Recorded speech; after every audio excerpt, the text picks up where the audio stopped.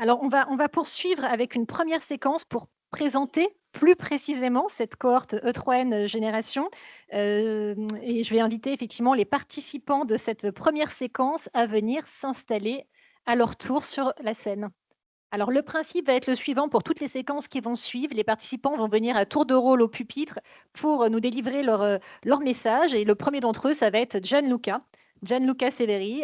Bonjour Gianluca, vous êtes épidémiologiste, vous êtes coordinateur scientifique de cette cohorte 3e génération. Est-ce que vous pouvez, Gianluca, nous dresser une présentation générale de cette cohorte dont on a commencé à parler en introduction? Comment est-ce qu'on est passé de 3N tout court à E3N génération? Vous allez nous le dire. Merci. Bonjour à toutes et à tous. C'est vraiment un plaisir de vous voir ici aujourd'hui et bienvenue à cette journée qui est vraiment très importante pour nous tous. Donc, c'était un plaisir d'entendre les mots en particulier de Françoise qui introduit l'histoire de la cohorte.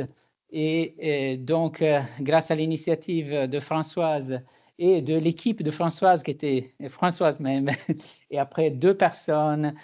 Et donc, cette initiative, grâce à cette initiative, 500 000 femmes adhérentes de la MGN nées entre 1925 et 1950 ont été invitées à participer à cette étude de cohorte. Et environ 100 000 ont accepté de participer, ont signé un consentement éclairé pour participer à cette étude prospective de cohorte. Vous voyez les caractéristiques des femmes E3N à l'inclusion, un âge moyen de 49 ans et 41% étaient déjà en ménopause. Et vous voyez les caractéristiques un peu, et en particulier, par exemple, la prévalence de surpoids et obésité était relativement faible. Le niveau d'éducation était relativement élevé, avec un pourcentage de femmes avec au moins un bac plus 3 de 36%, et aussi la prévalence de fumeuses était relativement faible. L'objectif original de la cohorte, comme aussi l'a évoqué Françoise, était d'étudier le lien entre les facteurs reproductifs et hormonaux et aussi après l'alimentation et en particulier le cancer et après d'autres maladies chroniques. Ça a été évoqué aussi le fait qu'il y a une dimension européenne de la cohorte et en particulier les femmes de la cohorte qui ont complété le questionnaire alimentaire en 1993, environ 74 000 femmes font partie du consortium européen EPIC, un consortium de cohortes prospectives, où l'objectif original était d'étudier le lien entre alimentation et cancer. Mais là aussi, les thématiques se sont beaucoup évoluées dans EPIC, mais aussi naturellement dans E3N, et on va le voir, je pense, clairement aujourd'hui dans la journée. Et alors, un aspect très important pour les cohortes, le suivi, la dimension prospective, le suivi dans le temps, sur le long terme, et se réalise dans la cohorte avec plusieurs questionnaires chaque 2-3 ans, avec une participation très élevée. Et ça, c'est un aspect vraiment fondamental de la cohorte. On a une participation entre 77% et 92% de personnes qui ont complété, éligibles, qui ont complété les questionnaires, donc vraiment très élevé. Et cette participation élevée continue dans le temps. Vous voyez que presque plus de 55 000 femmes ont complété le dernier questionnaire, le 13e, en 2021 et 2022. Donc l'engagement des femmes E3N est vraiment continu dans le temps. Dans chaque questionnaire, il y a des thématiques, des sections sur des thématiques spécifiques, mais aussi toujours une partie sur la mise à jour de l'état de santé, le traitement médical, et aussi des aspects importants comme l'anthropométrie, le tabac, l'alcool sont répétés dans plusieurs questionnaires. Un autre aspect important, une autre source de données importante pour nous est la base de données de remboursement des médicaments de la MGN.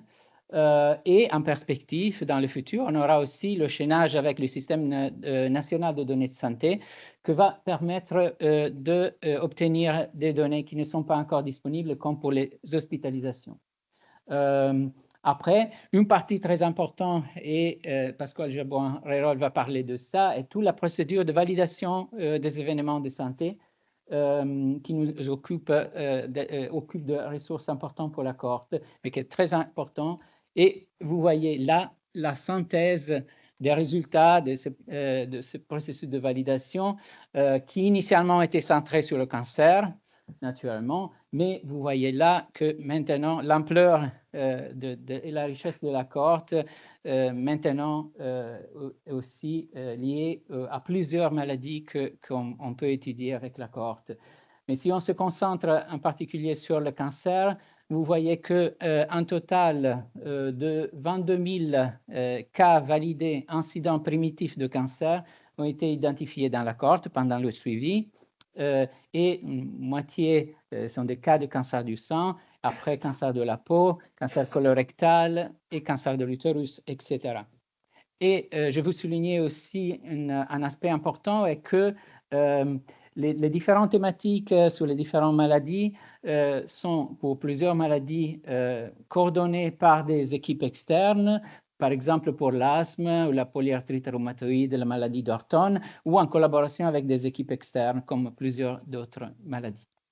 Et donc tout ça, cette richesse en termes de données a généré vraiment une production scientifique qui continue, qui est vraiment très important avec environ 1000 articles scientifiques publiés, avec 286 exclusivement ou principalement sur la cohorte, mais aussi 708 générés à travers la contribution de la cohorte à des consortia internationaux, EPIC, bien sûr, dont j'ai parlé, mais aussi d'autres consortia comme ELAPS, EPITIR, et projets collaboratifs comme SAPRIS et SAPRIS-Euro sur le COVID-19, dont on va parler aussi plus tard. 60% des articles sont focalisés sur le cancer, bien sûr, qui reste une thématique principale de l'équipe, mais aussi tous les programmes sur les autres maladies sont en pleine évolution. Et aussi, un aspect important à souligner, que 20% des articles ont été publiés dans des revues scientifiques très importantes avec facteur d'impact plus de 10. J'ai essayé ici de faire vraiment une synthèse avec une sélection des articles, des étapes importantes en termes d'articles. Vous voyez déjà, après quelques années du début de la cohorte, les premiers articles descriptifs et méthodologiques. Il a fallu attendre 10 ans de suivi pour générer les premiers résultats sur le cancer du sang. Ici, par exemple, consommation de graisse, facteurs reproductifs et cancer du sang. Et le premier article sur le traitement hormonal de la ménopause, publié en 2005. Et après, les résultats sur le cancer colorectal, le premier article d'un EPIC dans le Lancet qui montrait une réduction de risque de cancer colorectal associé à la consommation de fibres. Et après, les premiers articles sur les autres outcomes de santé, le diabète, l'asthme en 2003. Les premiers articles focalisés sur l'exposition à contaminants alimentaires et le diabète en 2018-2019. Les articles sur la pollution de l'air qui a été évoqué avant. Par exemple, pollution de l'air et cancer du sang dans le contexte du projet collaboratif avec le Centre Léon Bérard, le projet XENER, et après dans le consortium ELAPS sur pollution de l'air et cancer du poumon, publié en 2021. Et enfin, très récemment, les derniers 2 ans, les premiers articles sur la maladie de Parkinson avec le programme coordonné par Alexis Elbaz. Et alors, naturellement, la cohorte est un outil ouvert à la communauté et a généré vraiment un nombre important de projets ancillaires. Et vous voyez, depuis 2011, on a presque 100 projets financés ancillaires sur différentes thématiques, financés par des financements publics sur appel à projets comme l'ANR et autres, les fondations, les associations, les mécénats. Et avec plus de la moitié de ces projets qui sont des projets coordonnés par des équipes externes. Aussi, le cohorte est un outil vraiment très important pour former aussi les jeunes chercheurs. Et vous voyez 15 postdocs ont travaillé dans les derniers 10 ans sur la cohorte et aussi 45 thèses ont été soutenues avec des projets basés sur la cohorte, dont 16 qui ont été portés par des équipes externes. Naturellement, tout ça nécessite toute une procédure de demande, évaluation de projets qui demandent accès aux données de la cohorte et cette procédure va être décrite par Elodie Speyer dans une présentation après. Et alors, après, naturellement, le développement de l'aspect familial de la cohorte, grâce en particulier au financement du plan investissement d'avenir en 2011 et financement qui a été renouvelé en 2019. Donc, l'objectif de ce financement était d'élargir E3N aux pathologies hors cancer, comme j'ai montré avant, mais aussi naturellement de développer l'aspect familial de la cohorte. Et la finalité de ce développement en cohorte familiale a été évoquée déjà, mais naturellement pour étudier le mode de vie contemporain chez les membres d'une même famille et étudier la transmission dans la famille d'exposition d'événements de santé. Naturellement, étudier aussi le mode de vie et la santé des hommes et des plus jeunes générations. Et aussi avec des outils innovants dont je vais parler plus tard, et aussi dont va parler Elodie Faure, en particulier pour le projet Blois. Et après, naturellement, l'intérêt aussi de voir les effets sur la santé à travers les générations. Et Francesca Mancini va parler d'un projet spécifiquement centré sur les premières 2 générations, un projet qui s'appelle Beta. Et alors, la première étape pour développer la cohorte familiale a été le recrutement des hommes, des partenaires des femmes E3N, ou plus spécifiquement des pères des enfants des femmes E3N. Donc, depuis 2014, environ 18 000 hommes ont été recrutés dans la génération 1. Et vous voyez les caractéristiques des hommes. En 2014, l'âge moyen était de 72 ans. Et après, les caractéristiques qui sont un peu différentes par rapport aux femmes E3N. Et sur ça, Fanny Artaud va présenter des résultats intéressants sur les couples de la première génération. Après, vous voyez les questionnaires de suivi qui ont été envoyés aux hommes, on essaye de préparer le plus possible similaire pour les hommes et les femmes et les envoyer en même temps. Et naturellement, il y a des sections spécifiques pour les hommes. Et vous voyez qu'aussi la participation des hommes de la première génération est importante. Pour le 3e questionnaire en 2021, le questionnaire a été complété par plus de 9000 hommes de la génération 1. Et le prochain questionnaire, le 4e pour la génération 1 des hommes, va être envoyé en 2025 en même temps que le 14e questionnaire de femmes E3N, et on est en train de préparer ces questionnaires maintenant.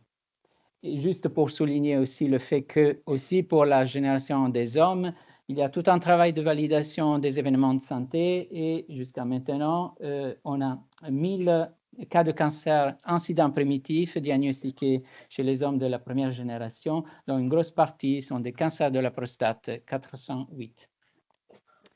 Et naturellement, il y a la partie 2e génération qui a été lancée dans la cohorte, et presque 21 000 participants ont été recrutés jusqu'à maintenant, depuis 2018. Et le recrutement est encore en cours. Il y aura de nouvelles vagues de recrutement de la 2e génération en 2025. La particularité pour la 2e génération est que les questionnaires sont maintenant toujours en ligne, seulement en ligne pour la 2e génération, et ce sera la même chose pour la 3e génération. Et après les questionnaires d'inclusion, il y a des questionnaires de suivi qui sont en cours pour la mise à jour de l'état de santé, et autres informations ont été collectées, en particulier pour le sommeil. Le recrutement pour la 3e génération va débuter en 2026. Et ce sera une autre étape très importante pour la cohorte. Je souligne aussi le fait qu'une partie importante de cette collecte de données pour la 2e et 3e génération sera fait avec des outils innovants, grâce aussi à un financement Plan Innovation Santé France 2030. Et donc, on prévoit des collectes d'enregistrement de la voix, l'utilisation d'accéléromètres pour mesurer l'activité physique de manière objective et aussi l'utilisation d'applis mobiles. Juste pour terminer, quelques mots sur la gouvernance de la cohorte. Donc, on parle de génération de participantes et participants, mais aussi on a des générations de chercheurs. Et naturellement, vous voyez, la coordination scientifique a été assurée pour une longue période par François Clavel-Chapelon et après par Marie-Christine Boutron-Riault. On a le plaisir de les avoir aujourd'hui avec nous. Et maintenant assuré par Alexis Elbaz et moi. Mais naturellement, il y a toute une structure de comité de gouvernance et en particulier le comité institutionnel qui se réunit chaque année avec les 5 partenaires fondateurs et après un conseil scientifique qui est en cours de renouvellement et un comité exécutif et un comité de participants que je profite pour remercier pour tout le travail fait. Et naturellement, toute l'équipe est troisième génération que maintenant a grossi de manière significative. Et on est une centaine de personnes avec plus de 30 personnes qui sont dédiées exclusivement à la gestion de la cohorte. Et donc, je profite aussi pour remercier tous les participantes et tous les participants parce que c'est grâce à eux que nous sommes ici aujourd'hui et qu'on a pu produire vraiment une production scientifique très importante. Naturellement, les tutelles et les partenaires de la cohorte, les financeurs en particulier, le ministère de la Recherche et toute l'équipe de troisième génération. Merci.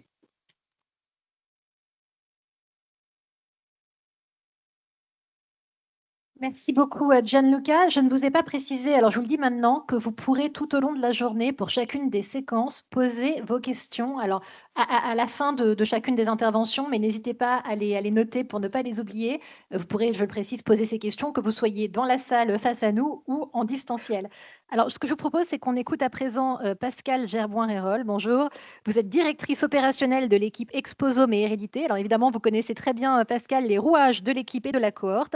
En la matière, évidemment, on l'a dit tout à l'heure en introduction, la façon de procéder a beaucoup évolué et vous allez nous parler plus précisément de la mise en œuvre opérationnelle de cette cohorte. On vous écoute.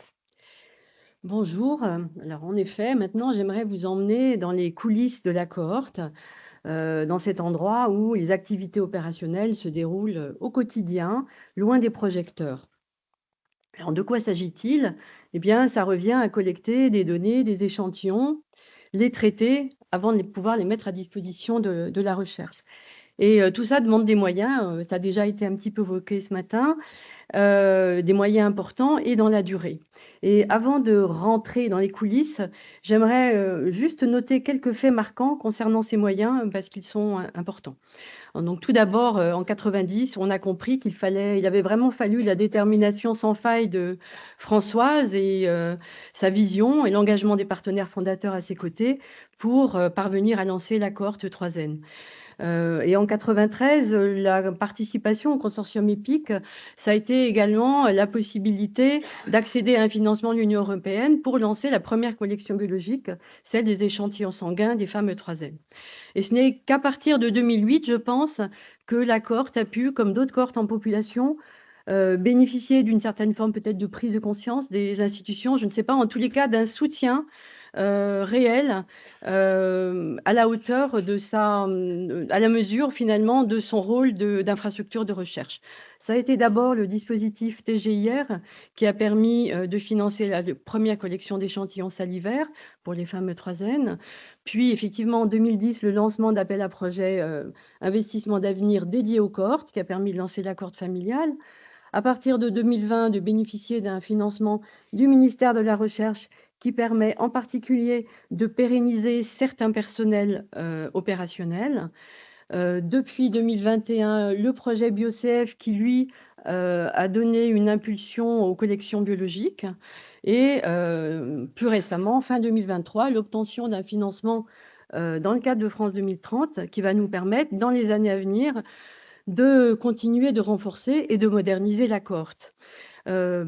Tous ces nouveaux moyens, ils sont en général assortis de nouveaux objectifs, de nouveaux défis à relever, de nouvelles innovations à apporter et forcément, ça a un impact au niveau opérationnel.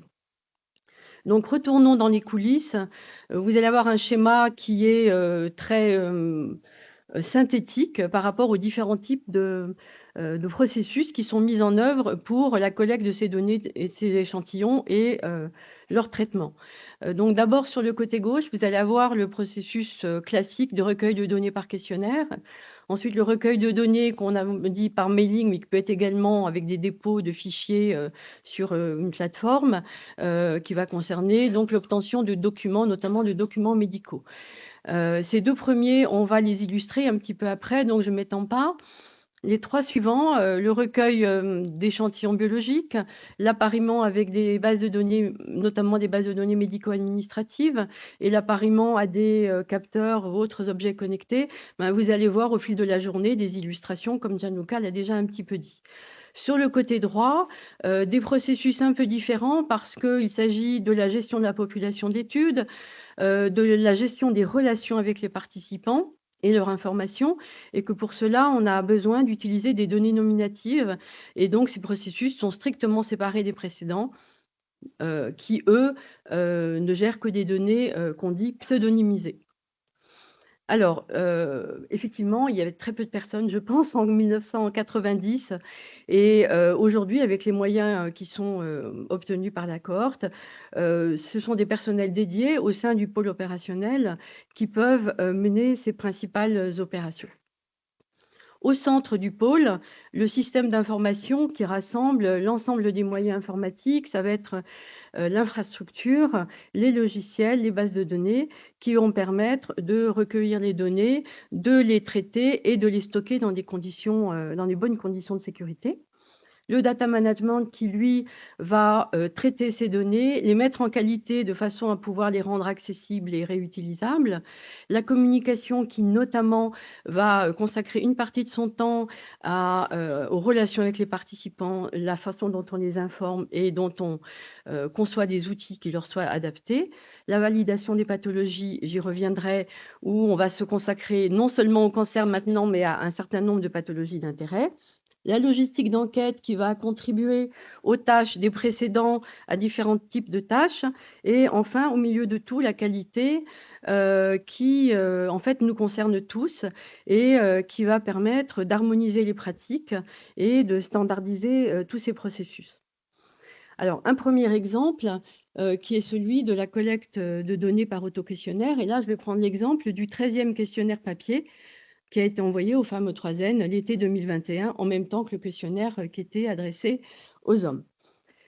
Comment ça se passe? Eh bien, il y a tout un processus avec une première phase qui est celle de conception du questionnaire, où vont se réunir les investigateurs principaux, certains chercheurs, la communication, les responsables de biostat et de data management et la direction opérationnelle.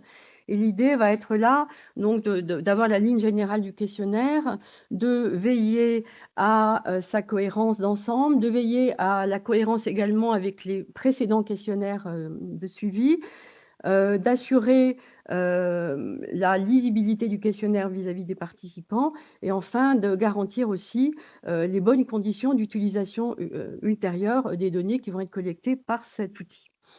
Une fois que les questionnaires ont été envoyés via un prestataire à nos participants, c'est la logistique d'enquête qui va prendre le relais. Et donc, les questionnaires sont reçus dans nos locaux. Ils sont enregistrés par cette logistique d'enquête et ils sont de façon à pouvoir permettre le suivi et les relances ultérieures. Et ensuite, après vérification, ils sont numérisés.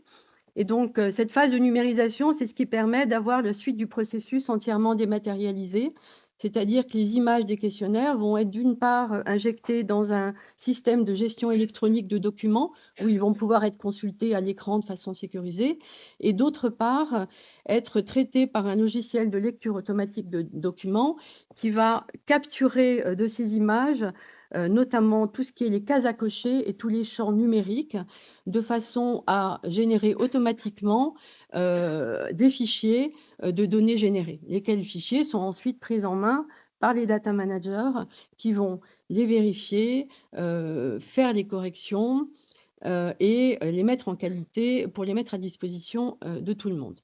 Je ne n'ai pas le temps de parler du bulletin de liaison.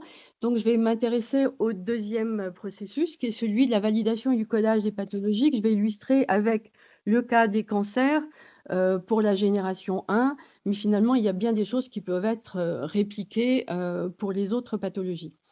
Donc, pour cette génération 1, là aussi, la source première des données, ça va être les autoquestionnaires papier, qui, par la lecture automatique des documents, vont nous permettre d'injecter automatiquement dans la base de données tous les cas de cancer qui auront été autodéclarés avec une date de diagnostic.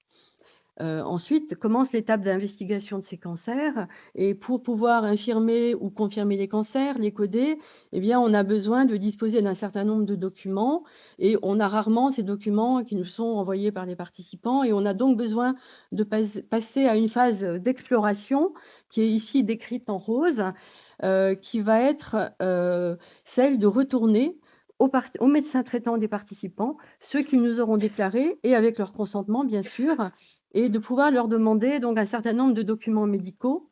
Dans le cas des cancers, ça va être principalement le compte-rendu anatomopathologique, les comptes rendus d'hospitalisation, les comptes rendus des réunions de concertation pluridisciplinaire. Et donc, quand les médecins nous retournent ces documents, eh bien, c'est la logistique d'enquête qui va prendre le relais, qui va vérifier ces documents, les enregistrer, les pseudonymiser et ensuite les numériser de façon à ce qu'ils soient eux aussi injectés dans notre système de GED pour pouvoir ensuite être consultés à l'écran. Et à ce moment-là, on revient au processus central. Ce sont les attachés de recherche clinique et les techs qui vont, eux, à partir de ces documents, valider, documenter les cas et coder ces cancers au sein de cette base de données cancer. Tout ce processus est assez long. En tous les cas, dans le cas des cancers, il est assez long, mais il permet d'obtenir des données qui sont vraiment très détaillées et de qualité. Et il permet également de produire et de mettre à jour régulièrement un tableau de bord qui va être utilisé par les chercheurs qui vont pouvoir y retrouver à tout moment et pour chaque localisation d'intérêt, les cas autodéclarés, ceux qui auront été validés et codés, et en particulier les tumeurs primitives incidentes qui sont celles qui sont le plus utilisées. Bon, là, il faut aussi noter, donc, quand on parle d'évolution, c'est qu'au fil de ces 30 et quelques années, eh bien, la façon dont on prend en charge les cancers va évidemment considérablement évoluer. Et cette évolution est bien sûr reflétée dans la base de données cancer qui ne cesse de s'enrichir et d'évoluer pour refléter cette évolution. Notons également que à l'avenir, on va aussi disposer d'autres moyens de repérer plus facilement les cas. Ça va être l'appariement aux données du SNDS, dont Gianluca a parlé tout à l'heure, et aussi peut-être d'autres moyens de documenter les cas avec d'autres projets qui sont prévus dans le cadre de France 2030. Je voudrais terminer par une conclusion sur le fait, pour souligner que depuis 1990, les enjeux sont toujours présents, qui sont ceux d'abord de s'adapter aux évolutions permanentes, à la fois au niveau des thématiques d'intérêt des chercheurs, aux nouveaux projets ancillaires qui nous arrivent, aux technologies qui ne cessent d'évoluer, à la fois pour la collecte et pour le traitement des données et des échantillons. Il faut également s'adapter constamment à l'évolution du cadre réglementaire et ça est une tâche particulièrement difficile parce que ce cadre a énormément évolué ces dernières années. Il faut assurer constamment la sécurité des données dans un système d'information qui est de plus en plus complexe. Bien sûr, pérenniser les compétences, les moyens, améliorer les performances puisqu'on utilise de l'argent public et toujours avec la finalité de mettre à disposition des chercheurs de données de qualité. Notre objectif, c'est de poursuivre cette démarche qualité qu'on a avec l'objectif d'une certification ISO 9001 en 2025. Et je voudrais remercier bien sûr tous les participants de la cohorte, tous mes collègues de la direction et du pôle opérationnel. Ils sont très nombreux, donc je ne veux pas tous les citer, mais sans eux, rien ne serait possible. Et merci également aux chercheurs aux côtés de qui on travaille, à tous ceux qui sont impliqués dans la cohorte et aux partenaires et aux financeurs qui nous soutiennent.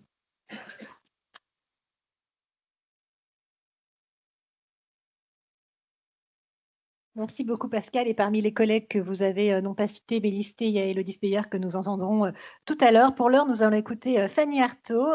Fanny, vous êtes biostatisticienne et vous allez nous présenter les couples de la première génération de cette cohorte. Alors, quel est, Élodie, le profil de ces couples? Fanny, pardon.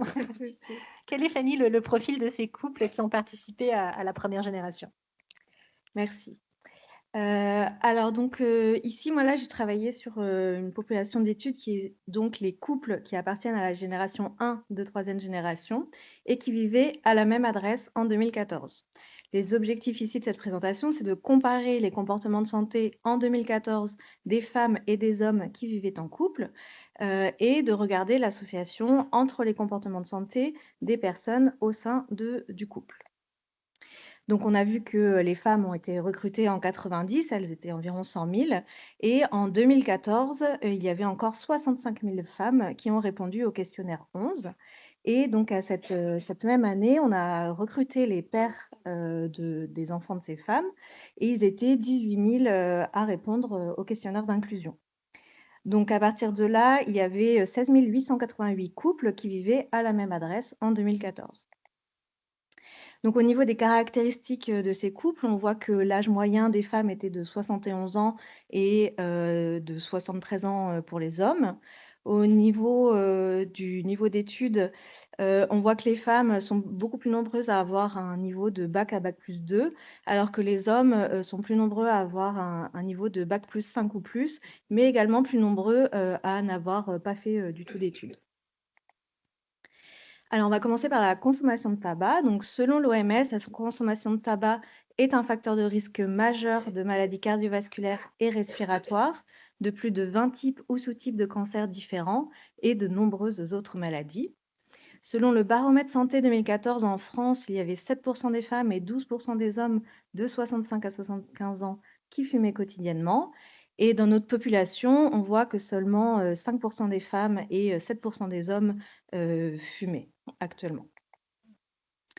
Quand on regarde l'association de la consommation de tabac entre les partenaires d'un même couple, on voit que lorsque là où le partenaire est un ancien fumeur, la personne a plus de risques d'être également un ancien fumeur ou un fumeur actuel. Et lorsque là où le partenaire fume actuellement, la personne a plus de risques d'être un ancien fumeur et beaucoup plus de risques de fumer actuellement également. Pour la consommation d'alcool, selon l'OMS, la consommation d'alcool est à l'origine de 2,6 millions de décès chaque année dans le monde, ainsi que du handicap et de la mauvaise santé de millions de personnes. Selon le baromètre santé 2017 en France, les recommandations, c'est pour votre santé, l'alcool, c'est maximum 2 verres par jour et pas tous les jours. Il y avait 14% des femmes et 36,5% des hommes de 65 à 75 ans qui ne respectaient pas ces recommandations. Alors qu'on voit que dans notre population, il y a 8,5% des femmes et 28,7% des hommes qui ne respectent pas ces recommandations, les hommes étant plus nombreux à ne pas les respecter, évidemment. Pardon, pas évidemment, mais... On appréciera le évidemment. Donc, quand on regarde l'association de la consommation d'alcool entre les partenaires d'un même couple, on voit que les personnes dont là où le partenaire boit modérément ont plus de risques de boire également modérément et également excessivement, et que les personnes dont là où le partenaire boit excessivement ont plus de risques de boire modérément et beaucoup plus de risques de boire excessivement. Pour l'indice de masse corporelle, donc selon l'OMS, l'IMC c'est calculé comme le poids divisé par la taille au carré. Et on considère une personne en surpoids lorsque son IMC est supérieur ou égal à 25 et en obésité lorsque son IMC est supérieur ou égal à 30. L'obésité peut augmenter le risque de diabète de type 2 et de cardiopathie. Elle peut affecter la santé des os et la procréation et elle augmente le risque de certains cancers. Selon l'étude Esteban 2014-2015 de Santé publique France, il y avait 29% des femmes et 47% des hommes de 55 à 74 ans qui étaient en surpoids et 21% des femmes et des hommes de cette même génération qui étaient obèses. Dans notre population, on voit que 8% des femmes et 9% des hommes étaient obèses et que les hommes ont un IMC plus élevé que les femmes. Lorsqu'on regarde l'association de l'IMC entre les partenaires d'un même couple, on voit que les personnes dont là où le partenaire est en surpoids ont plus de risques d'être également en surpoids ou obèses, et que les personnes dont là où le partenaire est obèse ont plus de risques d'être en surpoids et beaucoup plus de risques d'être obèses. Enfin, pour l'activité physique, selon l'OMS, une faible activité physique peut être mauvaise pour la santé. Elle peut accroître le risque de maladie cardiaque, de cancer et de diabète de type 2. Les recommandations pour les adultes, c'est au cours de la semaine, il faudrait faire une activité physique modérée d'au moins 2h30 ou une activité intense d'au moins 1h15. Et pour les personnes âgées ayant des problèmes de mobilité, il faudrait faire une activité physique au moins 3 jours par semaine afin d'améliorer l'équilibre et d'éviter les chutes. Selon l'étude Esteban 2014-2015, 42% des femmes et 28% des hommes de 55 à 74 ans ne suivent pas les recommandations. Par contre, là, on voit que dans notre population, il y a seulement 1% des femmes et 4% des hommes qui ne respectent pas ces recommandations. On voit bien que chez E3N, vous faites de l'activité physique. Donc, dans nos données, on a des questions sur le nombre d'heures par semaine consacrées à différents items d'activité physique modérée et d'activité physique intense. Et ce qu'on voit, c'est que les hommes font moins d'activité physique modérée et totale que les femmes, mais que par contre, les hommes font un peu plus d'activité physique intense que les femmes. Ici, on a utilisé des mètres-heures par semaine, qui est une unité qui tient compte à la fois de la durée et de l'intensité de l'activité physique, et qu'on a découpé en 3 classes selon les terciles afin de regarder l'activité physique basse, modérée et haute. Donc, lorsqu'on regarde l'association de l'activité physique entre les partenaires d'un même couple, on voit que les personnes dont là où le partenaire a une activité physique modérée ont plus de risques d'avoir également une activité physique modérée et basse. Et les personnes dont là où le partenaire a une activité physique basse ont plus de risques d'avoir une activité physique modérée et encore plus de risques d'avoir une activité physique basse. Donc, en conclusion, on a vu que les participants et participantes de troisième génération ont des comportements de santé plus sains que la population générale. Les hypothèses, c'est on est quand même sur une population très sélectionnée, en particulier des femmes qui travaillent à l'éducation nationale, et que plus généralement, les personnes intéressées pour participer aux études épidémiologiques font globalement plus attention à leur santé. On a également vu que, comme dans la population générale, les femmes ont des comportements de santé plus sains que les hommes. Et enfin, on a vu que dans un couple, si une personne a un comportement de santé non sain, là où le partenaire a plus de risques d'avoir également ce comportement. Et les hypothèses, c'est que les personnes qui se mettent en couple ont souvent des intérêts communs, donc font les mêmes sports, les mêmes sorties, etc. Et viennent également de milieux sociaux similaires. Et puis que quand on vit avec une personne depuis très longtemps, eh bien, on a tendance à faire les mêmes activités et donc à avoir des comportements similaires. Je vous remercie.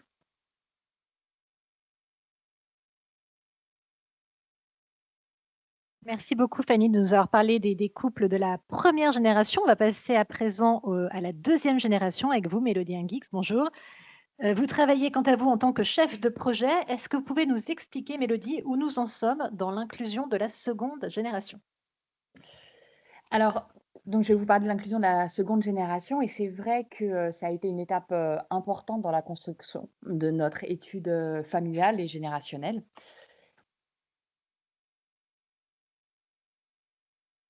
Alors, et cette étape, ça a aussi été un défi parce que par définition, il s'agissait d'inclure uniquement les enfants des femmes E3N et avec un objectif de 50 000 personnes à inviter, enfin à inclure. Et sachant qu'après, on a estimé le vivier, si on peut parler comme ça, le nombre d'enfants potentiellement à inclure à 170 000. Et là-dessus, nous étions contraints par l'existence de coordonnées pour joindre ces participants qui étaient d'environ 90 000 à ce jour. Pour vous en dire un petit peu plus sur ce qu'on a identifié comme étant les freins et les leviers un petit peu pour cet exercice, je vous disais, on a affaire là à un vivier restreint. Et puis, on a aussi des freins qui sont plus propres à d'autres cohortes et d'autres études du même genre, qui est le temps disponible pour les participants.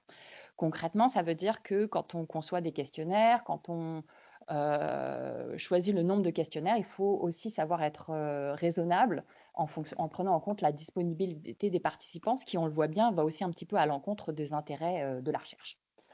Dans un second temps, une autre difficulté qui est propre à d'autres études, c'est le fait qu'on demande des données qui sont personnelles et sensibles, ce qui à la fois impose de faire des demandes d'autorisation réglementaire assez complexes, mais aussi de rassurer les participants dans nos communications sur la sécurité qu'on met en place pour protéger leurs données et puis les travaux qu'on fait pour ne partager les données que dans un contexte qui respecte leur confidentialité et un anonymat. Le fait qu'on soit aussi passé à des questionnaires en ligne, ça a amené un lot de difficultés qu'on n'avait pas sur la première génération, qui étaient les difficultés informatiques. Et donc ça a imposé pour l'équipe de, d'une part, travailler à une plateforme de questionnaire qui soit le plus fonctionnel possible et le plus facile d'utilisation et pour nous et pour les participants. Et puis également de mettre en place ce qu'on peut appeler un service client, un service de réponse aux participants qu'on a décidé de mener en interne et qui est en l'occurrence très disponible pour dépanner les gens dans différentes difficultés qui sont conservées afin que l'informatique ne soit pas un frein à la participation.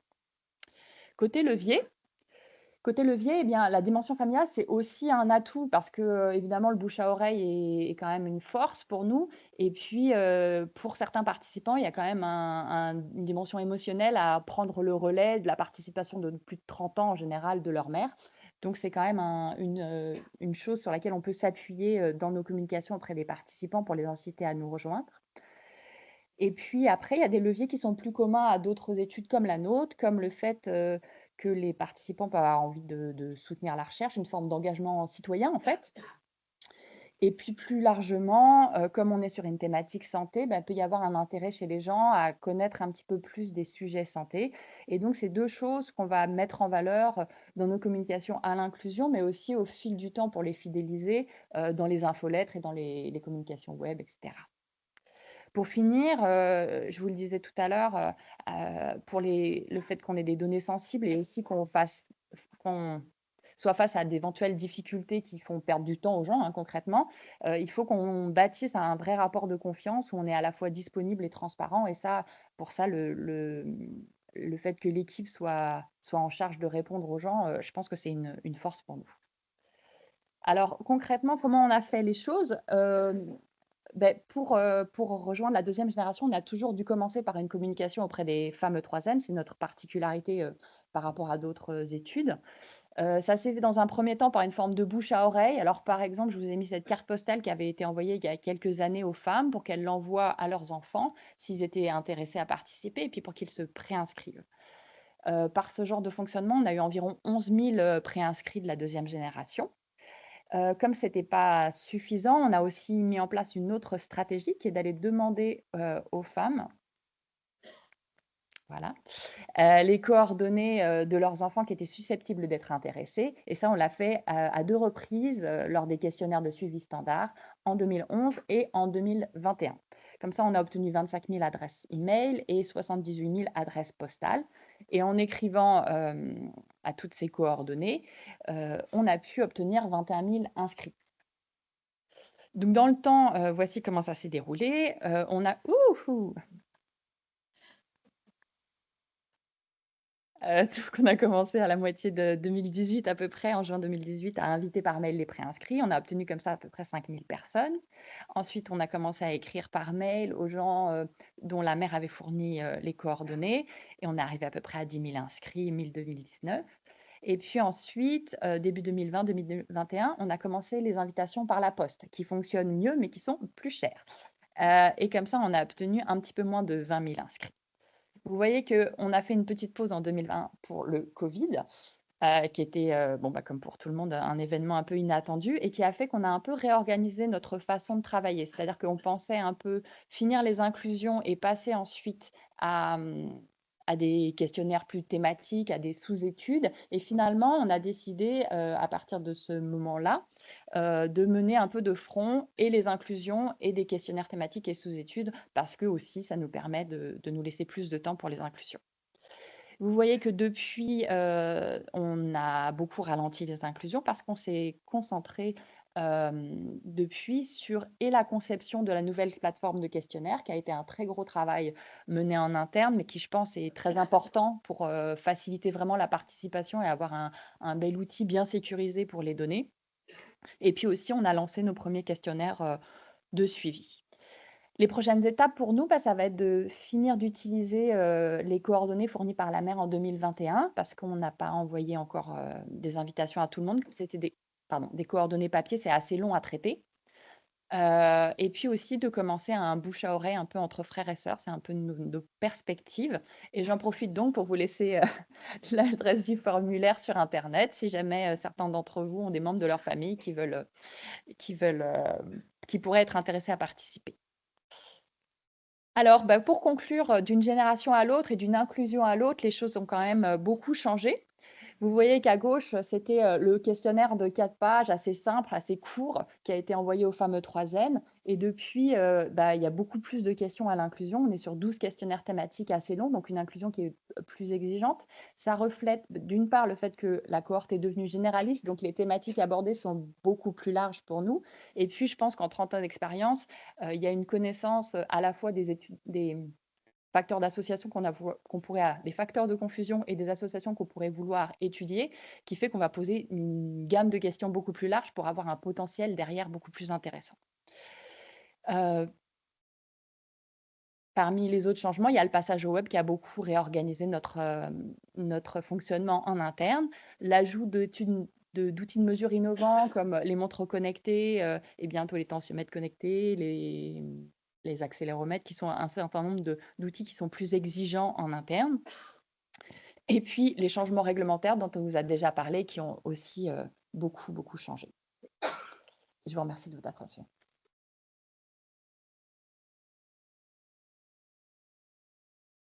Merci beaucoup Mélodie. Vous avez évoqué un certain nombre de sujets, dont la question des données. Comment est-ce qu'on rassure les participants sur l'usage de leurs données? Comment on les fidélise? On va continuer à parler des données avec vous, Élodie Steyer. Vous êtes co-directrice du pôle opérationnel de cette cohorte et nous allons parler avec vous du sujet de l'accès aux données.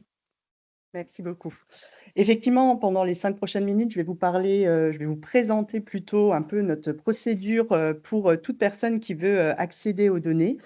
Alors comme ça a commencé déjà d'être présenté dans les présentations précédentes et que vous allez voir tout au long de la journée, les données, la cohorte 3e génération, c'est vraiment une base de données qui est riche, avec des données nombreuses, variées, de différents types, sources et qui ne cesse en fait de s'enrichir. On est voilà, plus de 30 ans de suivi, ça continue pour plusieurs mois, pour plusieurs années, on l'espère le plus longtemps possible et cet accès aux données finalement, il y a eu une ouverture qui s'est faite progressivement. Ça a commencé avec quelques collaborations dans les années 2000, mais depuis vraiment, le financement, par le PIA, il y a eu une forte incitation, à l'ouverture, aux données, de la cohorte, à l'ensemble de la communauté scientifique, pardon. Donc, bien évidemment, les données sont accessibles à tout chercheur, toute équipe qui en fait la demande, du domaine académique et bien évidemment dans des conditions, bien particulières.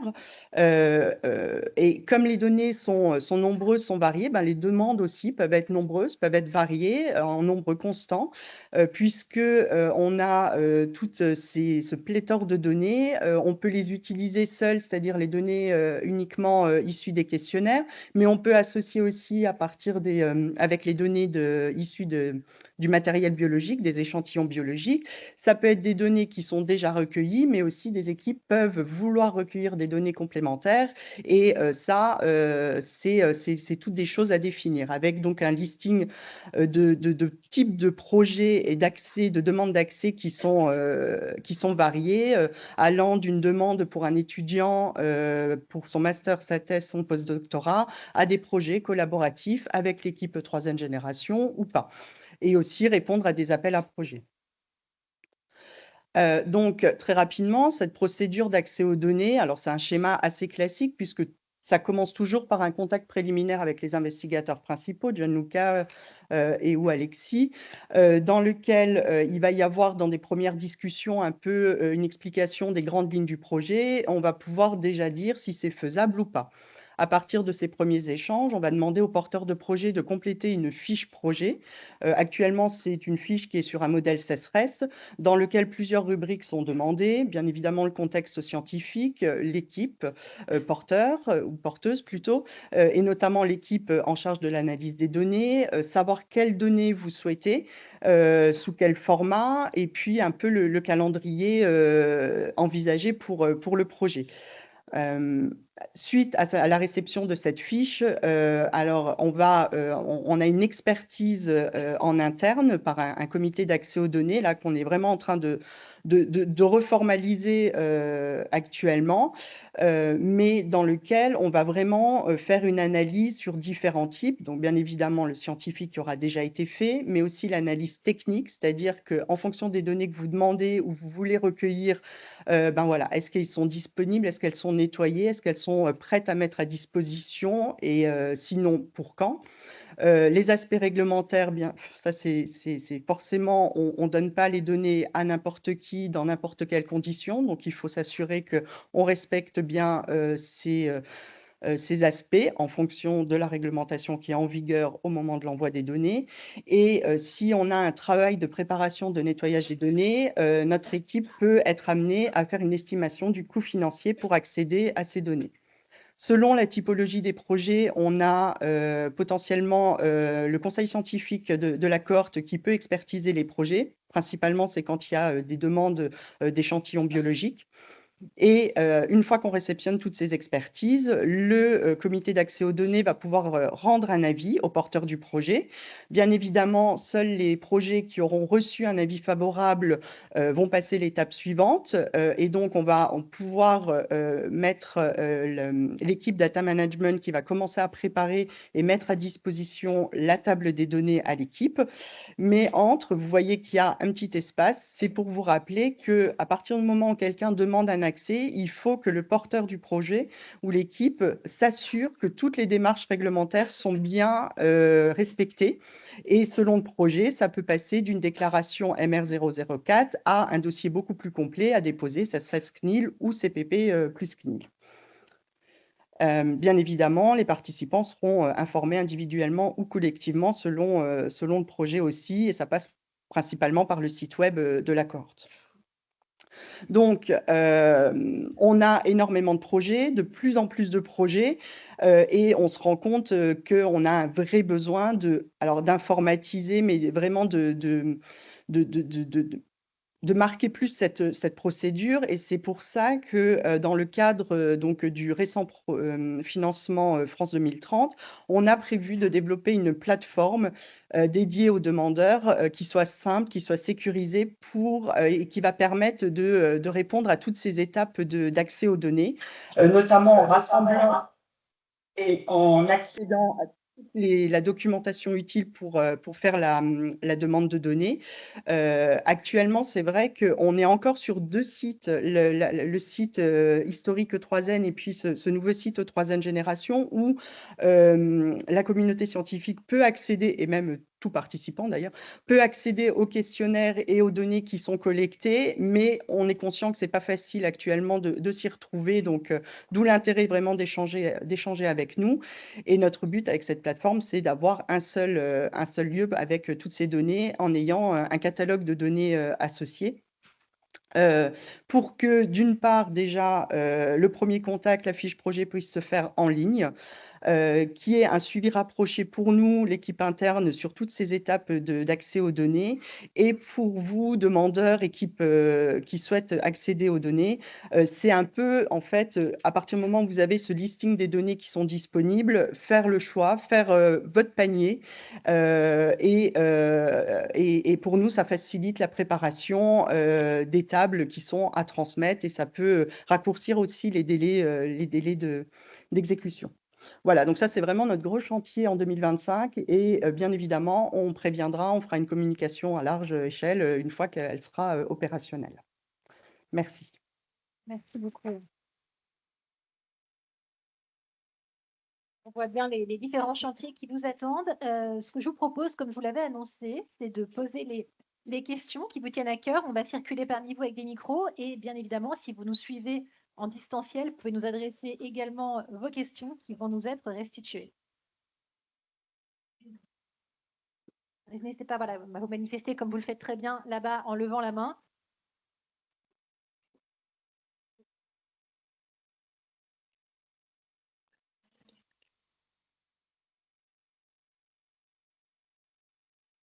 Les micros sont un peu farceurs, manifestement.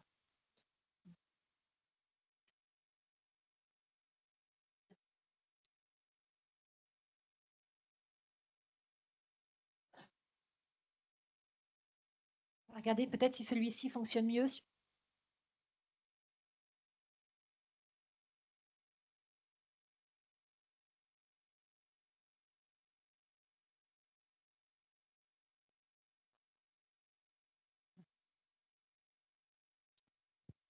Voilà, ça a l'air de marcher. C'est celui-là qui marche en fait. Non, pas pour moi. Normalement, ça va. Merci. Je disais que ça faisait au moins faire du sport à notre jeunesse. Merci, je vais me présenter. Je suis Michel Sanson, je suis directeur de recherche à l'INSERM et je suis directeur d'un institut de recherche sur la santé, l'environnement et le travail à Rennes. Et en fait, j'avais deux questions. La première, c'est à Gianluca. La carte de France est passée très vite, celle que vous avez présentée, et je n'ai pas capté si la cohorte enrôlait ou pas les territoires ultramarins dont on connaît la richesse et la différence avec l'Hexagone.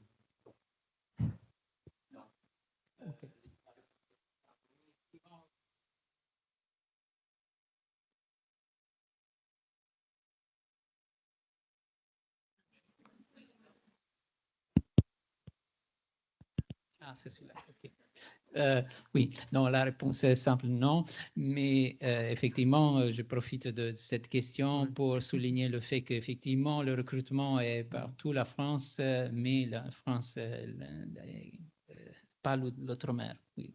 Ok, c'est pas la France, c'est l'Hexagone. Oui, ok. Et naturellement, ça aurait pu être une richesse en plus en termes de variation, c'est sûr.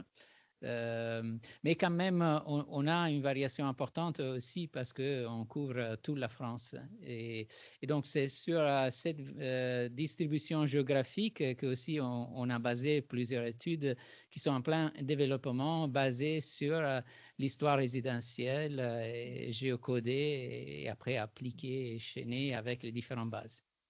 Ok. Non, c'est l'usage du mot France. Pour moi, ça englobe forcément les territoires ultramarins. Ma deuxième question, c'était à Fanny et Mélodie. En fait, donc vous avez présenté les trois grands facteurs de risque que sont le tabac, l'alcool et dorénavant le surpoids. Justement, et de façon assez globale, ma question était, est-ce que vous êtes allé de façon beaucoup plus fine en termes de fenêtres de vulnérabilité dont on sait évidemment, même si on a compris que voilà, la cohorte était une cohorte faiblement tabagique, si justement le fait de ne pas fumer, de ne pas boire pendant la grossesse est parfaitement respecté ou pas. Et c'est important parce que vous allez regarder la génération F1 ou je ne sais pas comment on l'appelait, G2, voilà, ou G3. Est-ce que ces fenêtres-là étaient respectées à la fois durant la grossesse, mais aussi sur les 1000 premiers jours dans un environnement tabagique, parce que évidemment là on ne parle plus d'alcool, mais au moins que ça soit ça respecté. Merci. Alors là, pour cette étude, pas du tout. Là, on n'a pas du tout regardé ça. En plus, là, du coup, on est en 2014, donc les personnes de la génération 1 sont clairement plus âgées. Mais après, c'est effectivement des questions très intéressantes et qu'on pourra se poser plutôt avec les données G2. Et même dans G1, là, moi, j'ai regardé vraiment qu'à un point en 2014. Mais ce qui serait intéressant, c'est de regarder un peu sur le long terme les évolutions voilà, les associations entre les évolutions et ce qui se passe après. Voilà. Là, pour l'instant, ça n'a pas été fait, mais ce serait bien si on a le temps. On va peut-être prendre encore une ou deux questions dans la salle et je crois que c'est Élodie. Hein, c'est ça, Élodie a aussi reçu des questions de la part des personnes qui nous suivent. Je crois qu'il y a une question là-haut et une question de monsieur ici. Je crois que c'est à moi de parler. Oui, allez-y, je vous en prie. Marche. On se réjouit qu'il y ait beaucoup de questions. Voilà, donc un petit peu dans l'optique géographique que monsieur a ouverte, je suis de la première génération et sur mes 4 enfants, il y en a 2 qui vivent maintenant un peu durablement à l'étranger. Il me semble que ça apporte des biais, puisqu'ils sont évidemment dans un environnement différent, l'alimentation est différente, l'éducation est différente. Qu'est-ce que ça change pour vous? Est-ce que vous l'intégrez? Alors oui, on les intègre. Et sur la question des biais, je vais te passer. Oui, bien sûr.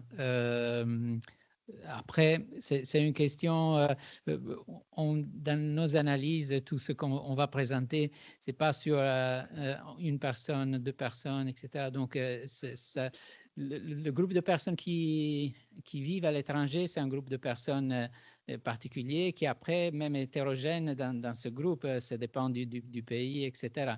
Donc, après, ce sera des choix qu'on fait en termes d'analyse. Mais c'est important, effectivement, d'intégrer aussi les personnes qui après, ont bougé et donc maintenant vivent à l'étranger. On va prendre encore une question dans la salle avant de laisser leur chance quand même aux personnes qui nous suivent à distance, quitte à revenir vers votre question ensuite. Donc peut-être encore une question de la salle. Bonjour, c'est toujours par rapport à la 2e génération. J'ai 3 fils à qui j'ai parlé effectivement d'intégrer la 2e génération. Ils ne sont pas contre. Ils n'ont pas dit qu'ils étaient, qu'ils étaient peut-être intéressés, mais ils n'ont pas fait le pas pour vraiment y être.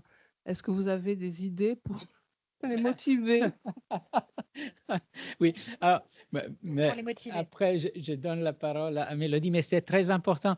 Ce commentaire est vraiment très important parce que je pense que c'est un problème, c'est un défi, pas seulement pour notre cohorte, mais en général, je pense pour la recherche en épidémiologie et en santé publique, parce que avec les générations et bon, la vie maintenant a changé, le temps probablement disponible a diminué et donc l'engagement des personnes, des nouvelles générations est vraiment un défi important. Mélodie. C'est une question difficile, mais après, peut-être c'est la discussion avec eux qui pourrait vous donner des clés. Moi, j'imagine que une des choses que j'aurais envie de leur dire, c'est la rareté de ce genre d'outils. C'est-à-dire qu'au niveau international, on parle de 2 ou 3 études à peu près de cette envergure multigénérationnelle qui visent 3 générations. C'est assez rare. En France, on est les seuls. Donc, c'est vrai que ça peut être, en fait, en participant quelque part, ils préservent aussi cet outil. Ils donnent un nouveau sens à votre investissement de 30 ans. Après, ça dépend de leurs freins. Est-ce que c'est le temps? Est-ce que c'est le désintérêt? Sur le temps, bon, c'est vrai que c'est un investissement qui s'étale aussi au fil du temps. Donc, ce n'est pas non plus nécessaire d'y passer des heures et des heures. On peut aussi participer de façon assez progressive au fil du temps, même si voilà, le temps, c'est un défi. Hein. Peut-être. On peut dire que on pense que aussi les méthodologies de collecte de données et on a parlé des outils innovants comme les applis mobiles, les accéléromètres pour l'activité physique. Je pense que ça peut être une manière d'intéresser, d'engager les nouvelles générations, on espère. Et c'est aussi pour ça qu'on a planifié cette nouvelle collecte de données avec ces outils. Le temps est un défi, vous l'avez dit. Alors, on va laisser la parole à Élodie pour nous restituer une ou deux questions. Je me fais le relais donc, des questions qui sont posées en ligne. Et une question intéressante, c'est que deviennent le dataset, des données qui sont produites par la cohorte et est-ce qu'elles sont utilisées à des fins commerciales par des laboratoires privés? Non, pas du tout, même si, grâce aussi à la collaboration avec l'INSERM et INSERM Transfer en particulier, c'est envisager la possibilité, s'il y a un intérêt de recherche qui peut être utile en santé publique, aussi la participation de privés, mais pas du tout accès direct aux données. Donc, ce sera notre équipe toujours à gérer les données, faire les analyses et après produire les résultats. Peut-être encore une rapide question et une rapide réponse, Élodie. Oui, une question pratique. Quel est le délai pour répondre au questionnaire? Je pense que ça intéresse beaucoup nos participants. Et est-ce qu'il est encore utile de répondre à des questionnaires plusieurs mois après avoir rempli les premiers? Je pense que ça concerne les G2. Je pense que ça vaut le coup de leur répondre. C'est un peu une question de recherche aussi, hein, mais oui, on a fait le choix de laisser les questionnaires en ligne et à disposition longtemps après, même si les remplissages ont été faits, ont commencé il y a longtemps. C'est un des gros défauts qu'on a eu, c'est que justement la plateforme de questionnaire initiale ne faisait pas trop de relance. Et maintenant, on a corrigé ça pour les nouveaux. Mais l'idée, c'est qu'avec les questionnaires de suivi qui reprennent un peu les mêmes thématiques et globalement un certain nombre de questions un peu à distance, on peut faire un travail, mais dans le fond, peut-être que tu répondrais mieux. Non, du coup, oui, répondez, même si c'est plus tard, c'est pas grave. Au niveau stats, on se débrouillera.